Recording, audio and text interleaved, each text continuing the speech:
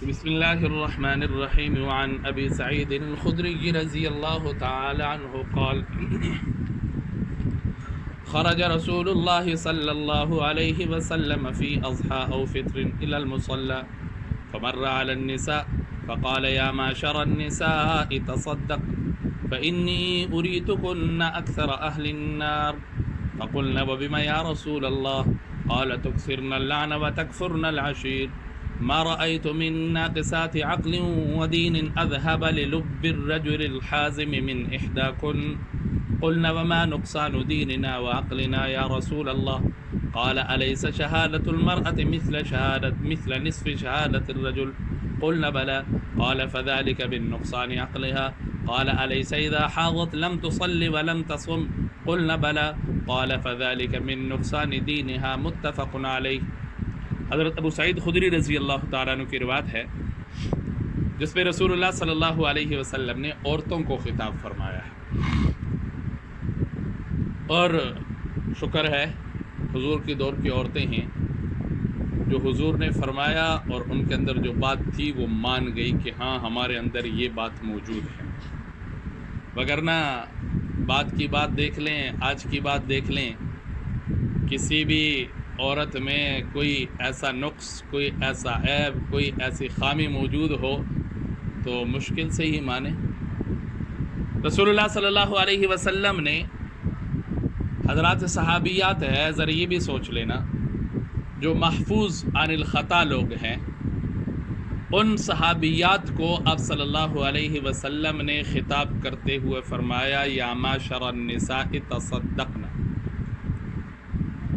اور خطاب بھی آپ صلی اللہ علیہ وسلم کا عید کے دن کا ہے، اور اسپیشلی اور خصوصی خطاب ہے کیونکہ آگے جا کر حضور نے نماز پڑھانی ہے، خطبہ دینا ہے، راستے میں ان صحابیات کے اوپر سے گزر ہوتا ہے تو وہاں رک کر آپ صلی اللہ علیہ وسلم ان سے ہی بات فرما رہے ہیں۔ جب ان کو صدقے کی ترغیب دی تو ساتھ ہی فرمایا انی اریتکن اکثر اہل النار، کہ میں تمہیں جہنم میں زیادہ تعداد میں عورتوں کو ہی دیکھ رہا ہوں، یعنی عورتوں کا کثرت سے جہنم میں جانا، عورتوں کے اکثریت کا جہنمی ہونا، اب صلی اللہ علیہ وسلم حضرات صحابیات کو خبر دے رہے ہیں۔ اب سوال تو ان کا بنتا تھا کیونکہ نمازیں وہ پڑھتی تھی صحابیات، زکوٰۃ، اور اس کے ساتھ ساتھ جو ہے وہ روزے، یعنی جتنی نیکیاں ہیں اور جتنے نیک اعمال ہیں وہ تمام کے تمام ان صحابیات میں موجود اور ان کا معمول۔ لیکن ایک بات ذہن میں رکھیں، ہمارے نبی قیامت تک آنے والے انسان کے لیے نبی بن کر آئے ہیں، ہمارے نبی کی جو تعلیمات ہے قیامت تک آنے والے انسان کے لیے وہ تعلیمات ہے، اور اس انسان کے لیے اس پہ روشنی موجود ہے۔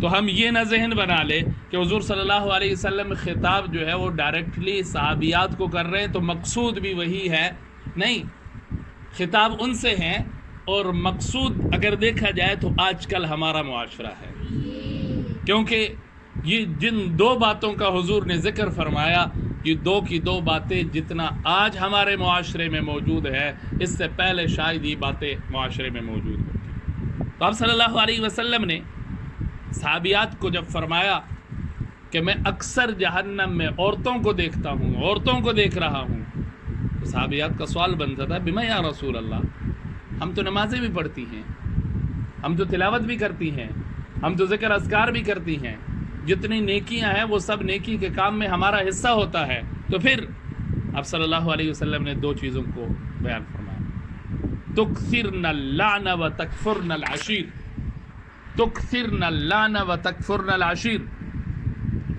تم لعن تان بہت کرتی ہو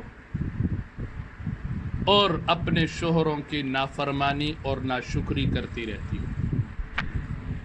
یہ دو چیزیں بڑی اہم ہیں، اور حضور نبی کریم صلی اللہ علیہ وسلم نے عبادات اپنی جگہ پر، لیکن ان دو کاموں کی وجہ سے عورتوں کے اکثریت کو جہنم میں جانے کے اب صلی اللہ علیہ وسلم نے خبر دی۔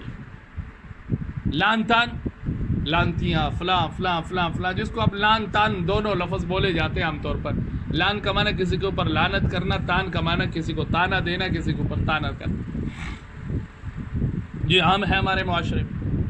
اور دوسری چیز تکفرن العشیر، کہ تم اپنے شوہروں کی نافرمانی اور ناشکری بہت کرتی ہو۔ آج کل تو معاملہ اور زیادہ آسان ہو گیا ہے، تحفظ حقوق النسواں بل پاس ہو گیا، اور اس کے علاوہ جو ہے اور ایک اور بل پاس ہو گیا جس میں اگر خاوند نے یوں ٹیڑھے آنکھ سے بھی بیوی کو دیکھا تو وہ جا کر اس کے اوپر رپٹ کروائے اور تھانے اس کو لے جائے۔ اور بلکہ پچھلا جو بل پاس ہوا تھا اس میں تو یہ تھا کہ خاوند کے ہاتھ میں ایک چپ اور ایک سم والا جو ہے وہ کڑا ڈالا جائے گا، پھر وہ نہ ہل سکے گا، نہ بات کر سکے گا، کچھ بھی نہیں کر سکے۔ حضور نبی کریم صلی اللہ علیہ وسلم نے ارشاد فرمایا سب کے لیے قانون، سب کے لیے یہ حضور کا فیصلہ نہیں ہے جن جن میں یہ باتیں پائی جاتی ہیں۔ اب حدیث پڑھنے کا مقصد یہ نہیں ہے کہ ہم دوسروں میں دیکھنا شروع کر دیں کہ فلاں میں یہ بات پائی جا رہی لہٰذا وہ بھی جہنمی، فلاں میں یہ بات پائی جا رہی لہٰذا وہ بھی جہنمی۔ ہم نے دیکھنا یہ ہے کہ میں نے کس طرح ان باتوں سے بچنا ہے، میں نے کیسے اپنے آپ کو جہنم سے بچانا ہے، میں نے اپنی زبان کو کیسے کنٹرول کرنا ہے، میں نے اپنے شوہر اور اپنے جو حقدار ہوتے ہیں لوگ ان کے حق کی ادائیگی کیسی کرنی ہے، اور ان کے جو شکر گزاری والی زندگی ہے وہ زندگی میں نے کیسے اپنانی ہے۔ اب صلی اللہ علیہ وسلم نے ارشاد فرمایا عورت کی فطرت ہی ایسی ہے، ایک وقت تک اس کے ساتھ اچھائی کرتے رہو، اگر کسی موقع پر ایسی کوئی صورتحال پیدا ہو گئی تو اس نے آگے سے کہنا ہے میں نے تمہاری طرف سے کبھی خیر دیکھی ہی۔ اب صلی اللہ علیہ وسلم کا فرمان ہے۔ تو ٹھیک ہے عورت کی فطرت اپنی جگہ پر، لیکن جب اس فطرت کو اس کو اچھائی کی طرف لے جانے کے بندہ کوشش کرے اور اس میں بندہ خوبیاں لانے کی کوشش کرے تو یہ بات اپنی جگہ پر درست ہے۔ جبل گردد جبلت نہ گردد، آگے چل کر حدیث میں بات آئے گی۔ اب صلی اللہ علیہ وسلم کے اس فرمان کا ترجمہ کیا کسی نے کہ پہاڑ اپنی جگہ سے ہل سکتا ہے لیکن انسان کی فطرت بدل نہیں سکتی۔ اس کا یہ مطلب نہیں ہے کہ جو آدمی غصے والا ہے اس کا غصہ ختم ہو جائے، نہیں، بلکہ اس کا مطلب یہ ہے کہ پہلے اس کا غصہ ہوتا تھا ناجائز جگہ پہ، اب وہ اپنا غصہ کرے جائز جگہ پر۔ حضرت عمر رضی اللہ تعالیٰ عنہ کفر میں بھی سخت تھے، اسلام میں بھی سخت تھے، لیکن کفر میں سخت تھے مسلمانوں کے خلاف، اور جب مسلمان ہوئے تو پھر سخت ہوئے کفر کے خلاف۔ تو اس لیے یہ چیز ذرا دیکھنے کی ہے اور یہ چیز ذرا سمجھنے کی ہے۔ پھر آپ صلی اللہ علیہ وسلم نے حضرات صحابیات سے فرمایا ما رأيتم من ناقصات عقل ودین اذهب للب الرجل الحازم من احداكن، میں نے عقل اور دین میں کمزور ہونے کے باوجود ہوشیار مرد کو بیوقوف بنانے میں تم سے بڑھ کر کسی کو نہیں دیکھا۔ حضرات صحابیات نے عرض کیا رسول اللہ ہمارے عقل کی کیا کمی ہے، ہمارے دین میں کیا کمی ہے؟